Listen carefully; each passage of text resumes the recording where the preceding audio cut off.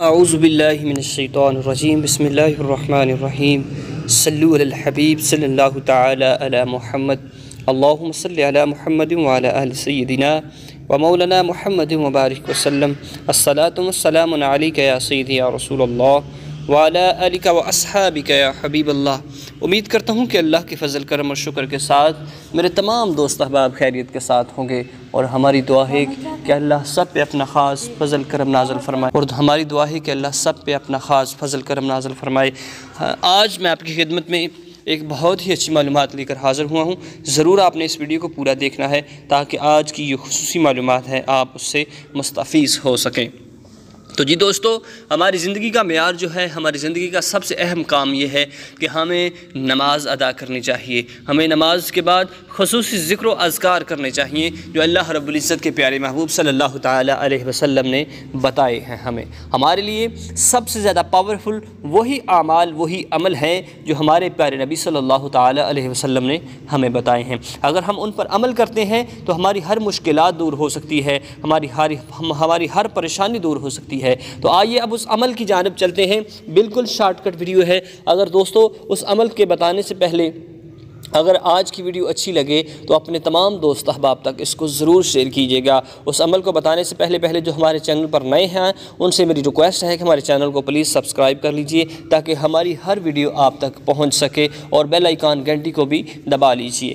آئیے اب اس عمل کی جانب چلتے ہیں جو کریم آقا علیہ السلام نے ایک قرآنی عمل، جو مصیبت سے چھٹکارے کا عمل ہے۔ کسی بھی مصیبت، کسی بھی پریشانی کے اندر آپ پھنسے ہوئے ہیں تو آپ نے یہ عمل کرنا ہے انشاءاللہ بفضل خدا۔ اس عمل کی برکت سے آپ پر اللہ رب العزت کا بے بہا فضل و کرم نازل ہوگا۔ اس کی مین وجہ کیا ہے؟ اس کی مین وجہ یہ ہے کہ یہ عمل ہمارے پیارے آقا صلی اللہ تعالی علیہ وسلم نے ہمیں بتایا ہے۔ اس عمل کی بہت ساری برکتیں ہیں۔ یہ قرآنی عمل ہے۔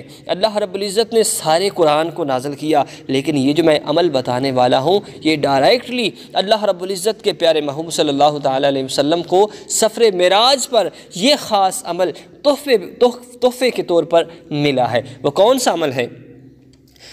مصیبتوں سے چھٹکارے کا قرآنی وظیفہ آج میں آپ کو بتاؤں گا کہ حضرت ابو مسعود رضی اللہ تعالی عنہ سے روایت ہے کہ سرکار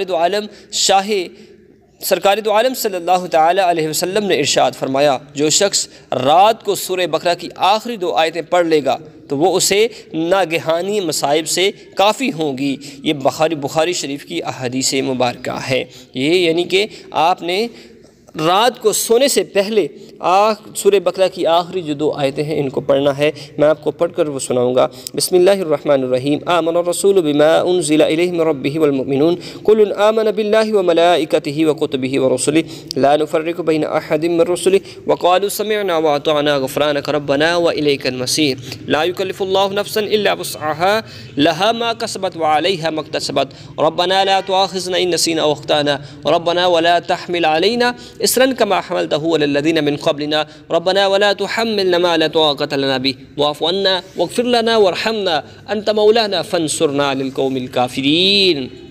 یہ ناظرین، یہی 2 آیتیں ہیں جو میں نے آپ کو پڑھ کے سنائی ہیں۔ ضرور آپ نے ان کو زبانی یاد کرنا ہے۔ تو جب بھی آپ اپنے بستر پہ لیٹیں، جب بھی آپ اپنے بستر پر جائیں تو ضرور ان کو ایک دفعہ اپنے بستر پر جانے سے پہلے پڑھ لیجئے۔ ان کی برکتیں بہت ساری ہیں۔ ناگہانی مصائب، ہر قسم کی مشکلات، ہر قسم کی پریشانی سے آپ محفوظ رہیں گے۔ اللہ سے دعا ہے کہ ہم سب کو ان آیات پر عمل کرنے کی توفیق نصیب فرمائے۔ آمین۔ وآخر دعوانا ان الحمد للہ رب العالمین۔